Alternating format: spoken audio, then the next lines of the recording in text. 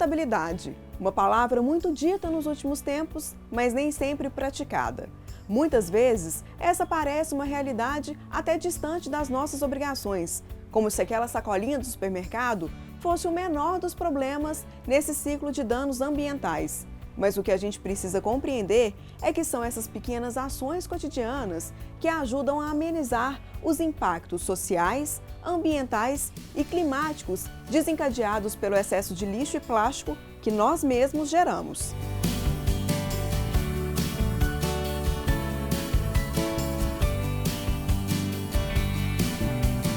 No programa de hoje, vamos conhecer empreendedores que mostram que inovação também é mudar a rotina e buscar uma vida mais harmônica com o meio ambiente.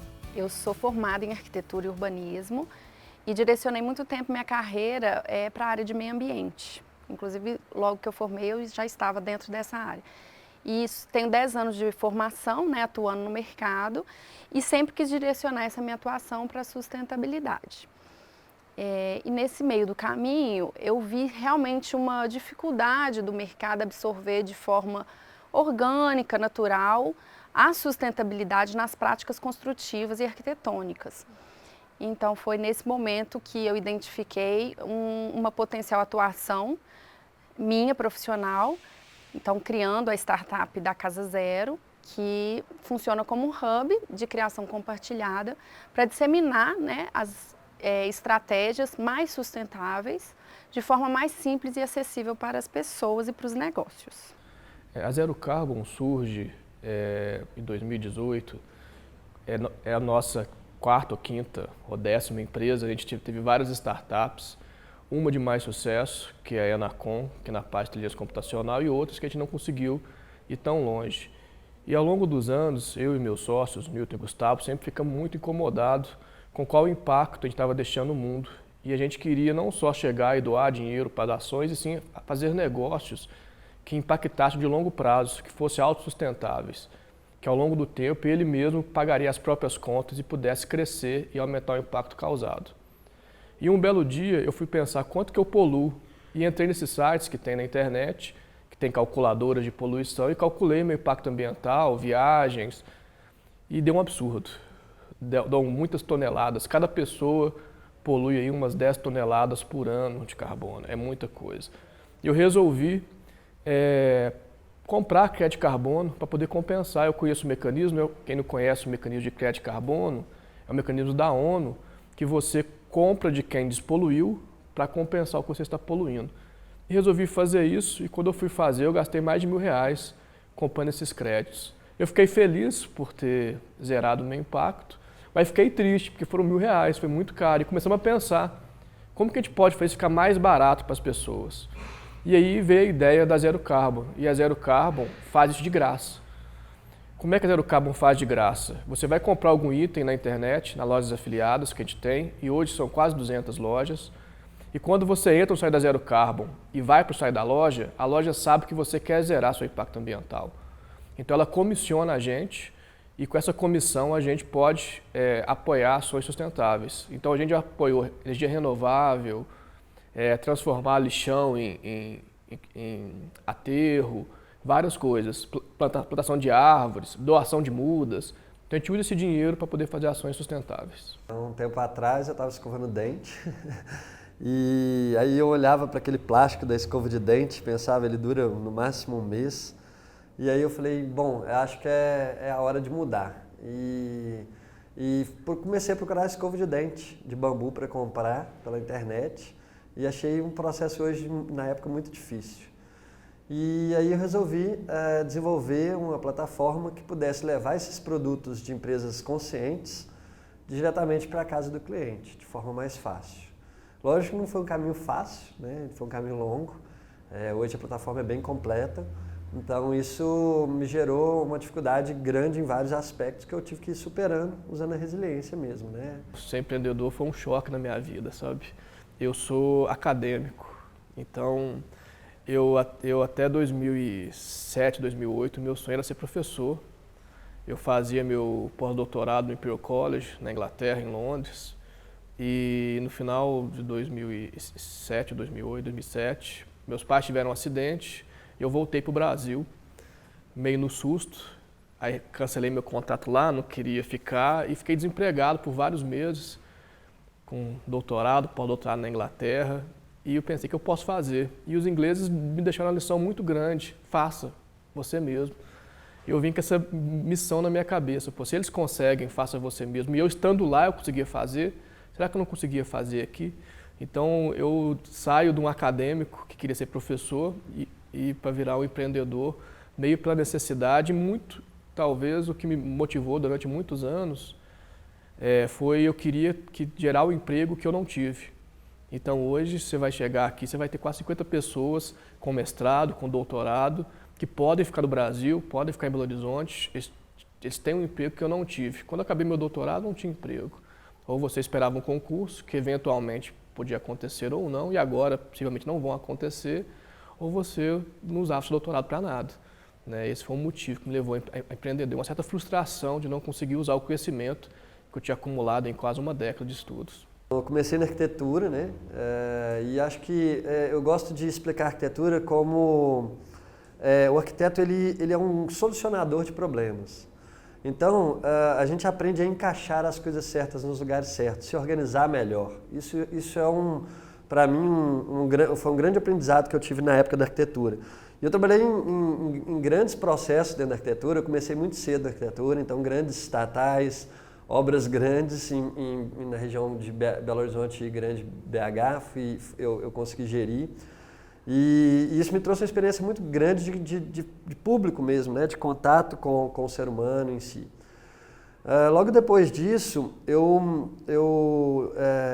a gente teve uma fase muito difícil da construção civil.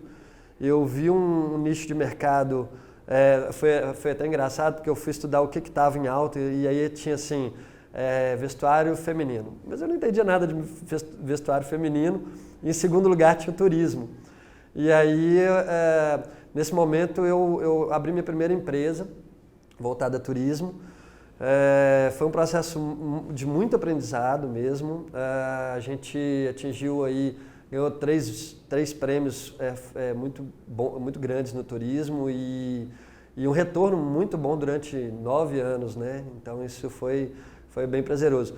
Mas isso, com o tempo, isso foi perdendo um pouco o sentido para mim, na hora que eu fui descobrindo essa sustentabilidade, uma maneira diferente de viver, descobrindo meus próprios limites, o que eu queria para mim. Então, eu queria mais tempo e menos dinheiro. É engraçado a gente falar isso, mas a minha demanda aumentou de tempo e diminuiu do financeiro, né? Então, com isso, mudou minha concepção de vida. E aí eu acho que o projeto tinha que mudar também. Então, aí nasce essa concepção do Carambola, baseado nessa concepção de vida. O Carambola nasceu com um olhar muito, muito criterioso no pequeno produtor, mas hoje, com o crescimento de ferramentas, ele já atinge empresas de médio porte, né? E espero que a gente possa até chegar às empresas de grande porte, desde que elas sejam conscientes e sustentáveis. Há algum tempo, a filosofia de uma vida mais sustentável parecia ser somente um plano para o futuro. Hoje, as práticas se entrelaçam cada dia mais à realidade corporativa. Mas em todos os casos, é preciso começar com pequenas mudanças diárias. Na prática, o que é então a Casa Zero? Como que ela funciona? Que tipo de serviço que ela oferece na prática, no cotidiano? Bom, a atuação principal dela é a consultoria, né? Tanto para pessoas que têm interesse em fazer uma reforma ou fazer uma nova edificação. Então, a gente oferece os serviços usuais que um arquiteto urbanista pode oferecer, mas já trazendo na bagagem todas as estratégias de sustentabilidade. E consultorias também pontuais, que podem ser para eventos que pensam em uma gestão de sustentabilidade, com um relatório de sustentabilidade que possa ser um marco mesmo para um evento, como, por exemplo, redução da geração de lixo, ou o lixo zero, como se fala, ou fazer o uso de zero plástico numa empresa corporativa, isso é muito importante, como isso pode ser potencializado. Essa é a atuação da consultoria. Além disso, a gente faz parcerias para eventos, né, diretamente, a gente pode fazer internamente aqui no espaço da Casa Zero, quando são eventos menores, aqui a gente tem um espaço muito gostoso e agradável, ou levando para eventos externos, trazendo toda essa bagagem da sustentabilidade. E o nosso caminho natural que sempre foi, que é compartilhar conhecimento. Isso a gente faz tanto em publicação de artigos em congressos, como publicações de pequenas demonstrações dessas atuações e estratégias de sustentabilidade para as pessoas que nos seguem nas redes sociais. Então hoje a gente compra créditos que precisa de grande volume, né? Nós estamos falando de comprar 20 toneladas, 50 toneladas de ações grandes e fazemos algumas pequenas ações nossas de doação de muda, de plantação, para poder também reduzir o impacto ambiental. Então hoje nossa plataforma central é a www.zerocarbon.me, que é o nosso site. Você entrando no site, você vai ver as lojas que são afiliadas, que são quase 200 lojas, as grandes lojas do e-commerce. Você clicando na loja, a gente redireciona você para a loja e a loja sabe que você veio da Zero Carbon. Com isso, a loja vai comissionar a gente qualquer compra que você fizer. Hoje, a gente está muito presente no Instagram, que é o Instagram @zerocarbon.me, onde a gente, todos os dias, a gente coloca várias dicas de sustentabilidade, como você fazer suas próprias coisas, como você reusar coisas, como reciclar coisas. E lá no Instagram você vai ver muitas dicas para o seu dia a dia, para ser mais sustentável. O Carambola todo funciona em modelo de participação, né, com as pessoas que fornecem para ele um serviço. Então hoje eu não tenho funcionários. Um outro ponto interessante, eu coloquei a empresa 100% online. Isso fez uma economia muito grande no processo, tem feito uma economia muito grande no processo. E não me arriscar além da minha possibilidade. Sabe, eu acho que hoje é possível você desenvolver um negócio